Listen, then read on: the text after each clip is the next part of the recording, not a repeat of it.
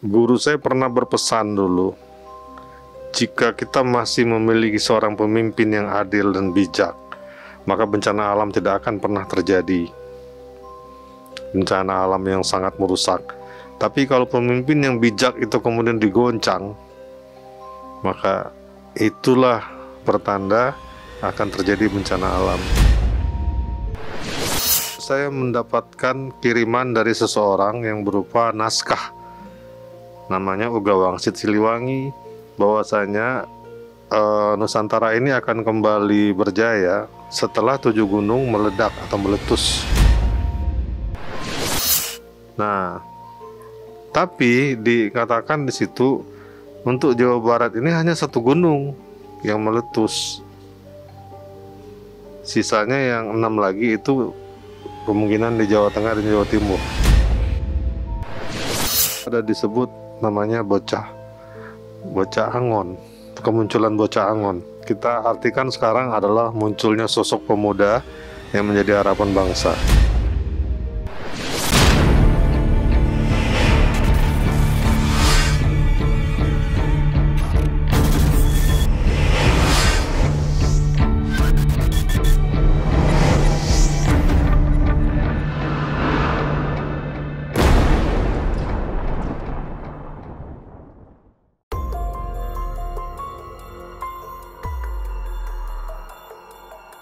Hati-hati, ada sinyal buruk yang dikirimkan lewat aktivitas vulkanik dari Gunung Gede. Gunung yang populer bagi para pendaki ini ditutup karena menunjukkan tanda-tanda aneh yang perlu diwaspadai, termasuk erupsi dan gempa berkali-kali yang tidak sewajarnya terjadi. Berdasar naskah kuno, memang ada tanda-tanda bahwa Gunung Keramat ini akan mengalami letusan besar. Ini yang banyak diprediksi bakal membuat Jawa Barat patah. Tapi kapankah letusan dahsyat Gunung Gede datang? Apa saja tanda-tanda terjadinya bencana besar yang berasal dari gunung di perbatasan Cianjur, Sukabumi, dan Bogor itu? Jangan dulu berlalu. Masih akan banyak keganjilan terjadi di sini. Dan jangan lupa subscribe, like, share, dan komen agar tak ada yang terasa ganjil di sekitar Anda.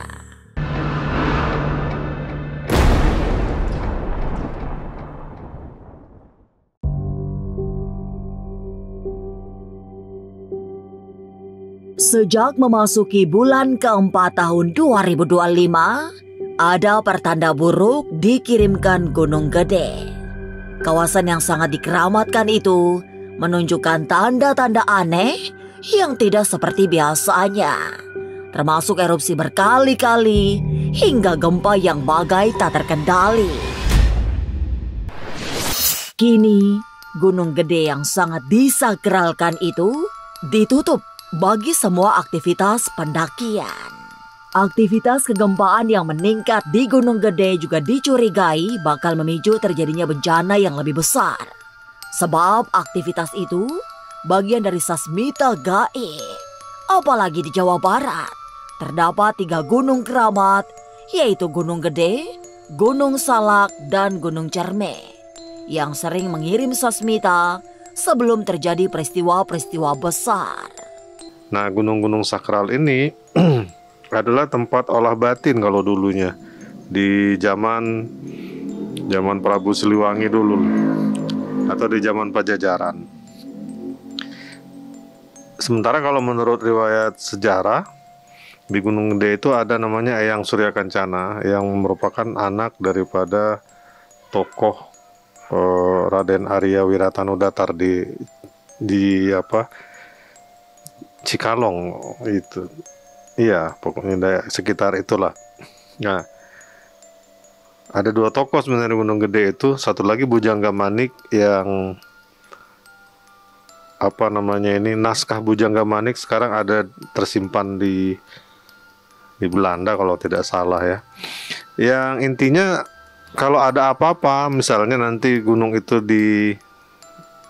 dianggap mau ada bencana, pasti ada sinyal-sinyal yang dikirim, sinyal-sinyal peringatan kepada orang-orang yang dipilih gitu ya. Ki Saung Raksa yang sering melakukan ritual-ritual gaib di Gunung Gede ikut merasakan ada yang tidak biasa pada gunung yang memiliki ketinggian lebih dari 3000 mdpl itu. Tapi sesungguhnya sudah sejak lampau, Gunung Gede diyakini selalu memberi petunjuk akan terjadinya sesuatu yang menakutkan. Isu tentang Jawa Barat terbelah juga bukan hal baru karena Ki Saung sudah mendengarnya sejak 2 dekade silam.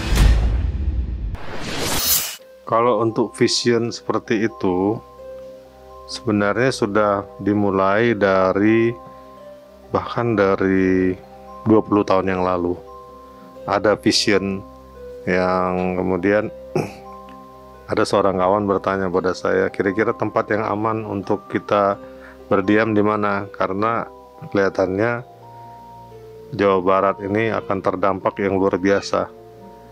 Kemudian anehnya, gak berapa lama dari itu saya mendapatkan kiriman dari seseorang yang berupa naskah. Namanya Uga Wangsit Siliwangi. Nah, dalam naskah Uga Wangsit Siliwangi itu dijelaskan bahwasanya Nusantara ini akan kembali berjaya setelah 7 gunung meledak atau meletus. Nah, tapi dikatakan di situ untuk Jawa Barat ini hanya 1 gunung yang meletus. Sisanya yang 6 lagi itu kemungkinan di Jawa Tengah dan Jawa Timur. Dari naskah sapu itu bisa ditelisik bahwa Gunung Gede bersama gunung-gunung keramat lainnya tidak boleh dianggap sembarangan. Jika terjadi erupsi atau letusan yang jauh lebih besar, itu artinya akan ada bencana yang ikut mengiringinya. Para leluhur memang sudah menandai bahwa letusan gunung-gunung keramat adalah awal dari sesuatu yang besar. Mulai dari perubahan-perubahan yang meluas hingga pergantian pemimpin dan kekuasaan. Nanti setelah itu meletus, kemudian terjadilah perubahan-perubahan yang luar biasa. Ditandai kalau di Jawa ada disebut namanya bocah angon, kemunculan bocah angon. Ya, kita artikan sekarang adalah munculnya sosok pemuda yang menjadi harapan bangsa. Nah, kalau di Uga Wangsit disebut bocah angon itu penampilannya seperti orang-orang Baduy. Dia membawa tas rajutan, tas rajutan itu ya. Dia memegang tongkat dan memakai ikat kepala. Itu mana-mana simbolis mungkin ya. Ada. Yaitu kembali berjayanya kebangkitan Nusantara. Ya. Gitu. Nah, kalau dilihat dari itu berarti belum. Kalau untuk meletusnya 7 gunung, saya lebih suka gini ya, memberi info berdasarkan literasi atau naskah kuno. Popularitas Gunung Gede bagi para pendaki membuat gunung yang sesungguhnya keramat ini sering jadi tempat pendakian. Tapi Gunung Gede sedang ditutup bagi pendaki karena menunjukkan gejala yang sedang tidak baik. Apalagi pernah ada naskah kuno yang berkisah tentang letusan Gunung Gede yang membelah Jawa Barat. Lantas benarkah gunung yang dikeramatkan ini akan meletus? Jangan kemana-mana. Tetap subscribe, like, share, dan komen agar tak ada yang terasa ganjil di sekitar Anda.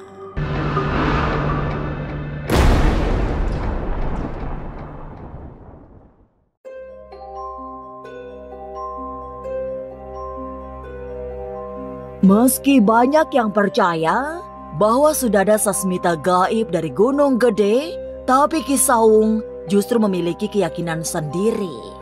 bukan tidak percaya dengan Sasmita.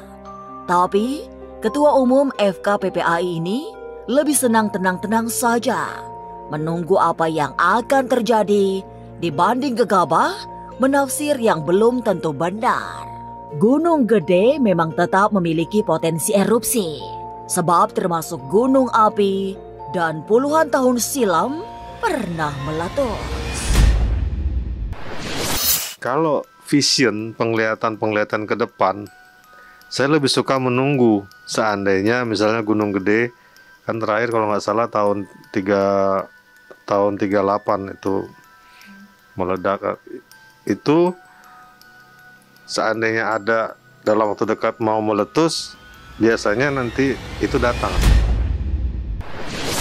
Lantas apa saja tanda-tanda kasat mata yang bisa disebut sebagai sasmita gaib dari Gunung Gede? Tapi apa yang membuat Gunung Gede murka serta menunjukkan wajahnya yang sangat berbahaya? Benarkah? Adakah makna khusus dari gempa 21 kali yang terjadi di gunung ini? Bisa jadi ya, karena banyak peraturan yang ada di sekitar wilayah puncak lah kita sebut itu ya, banyak dilanggar. Kalau peraturan dulu kan dilarang membangun villa baru atau satu tempat wisata yang baru. Artinya manfaatkan saja yang sudah ada, tidak perlu bangun-bangun lagi yang lain. Nah ini sekarang dibangun-bangun lagi,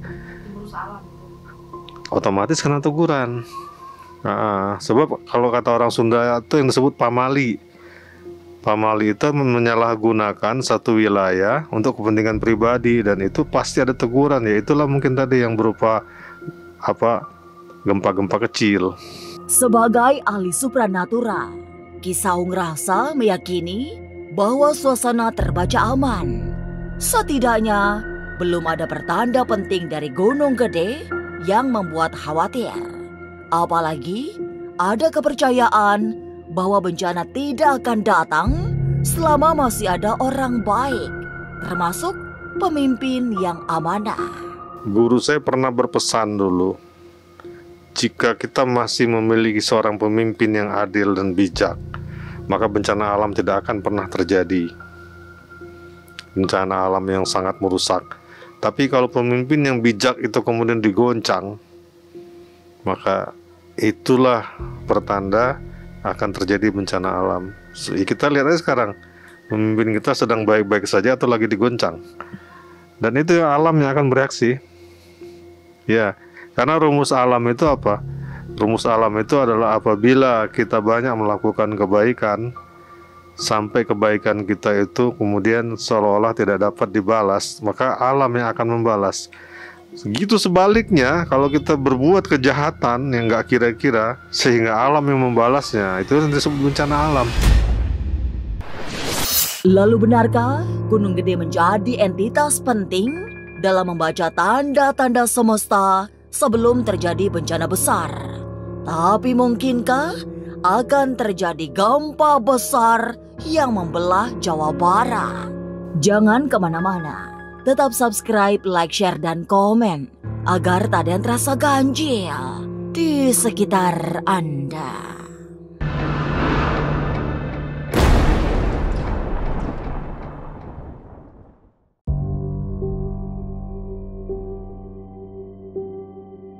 Sebagai tempat yang disakralkan, Gunung Gede dan Gunung Salak sama-sama memancarkan energi yang kuat.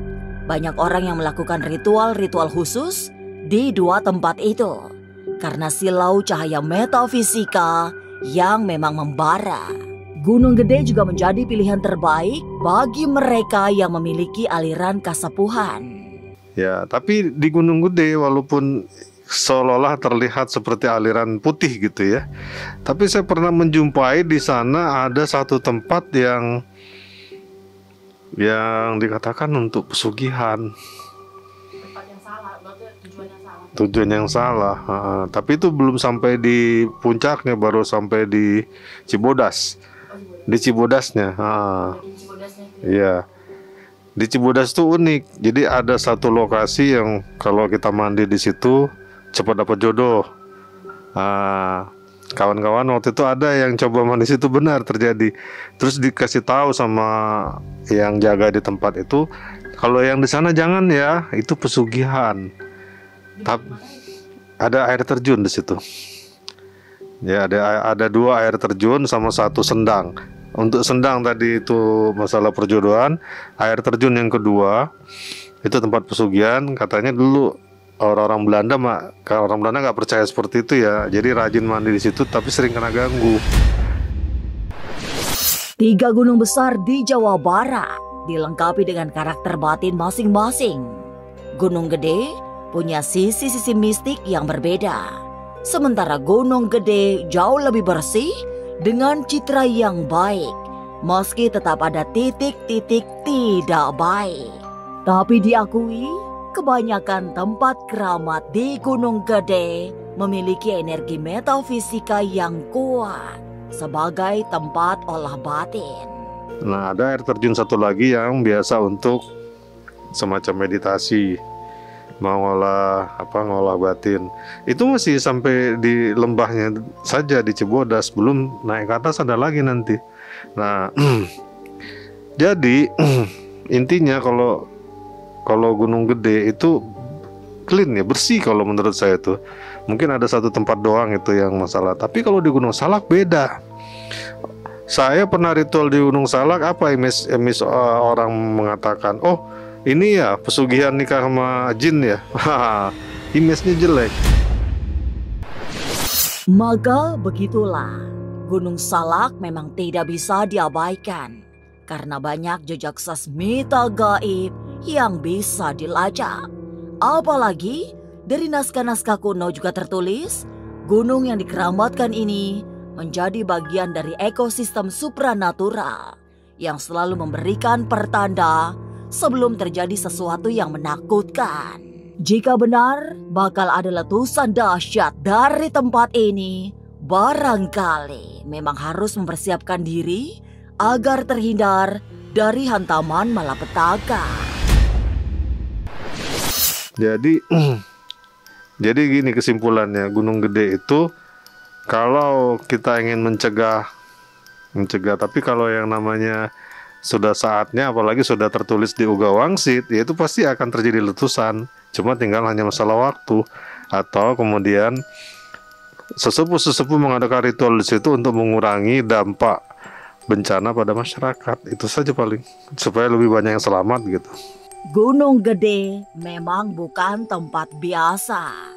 Kawasan keramat yang bisa disebut sebagai jimat bagi masyarakat di seluruh tatar Pasundan.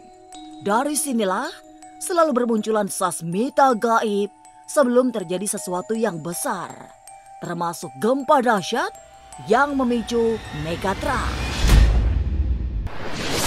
Jadi hati-hati, semoga semua yang menakutkan tidak pernah akan terjadi.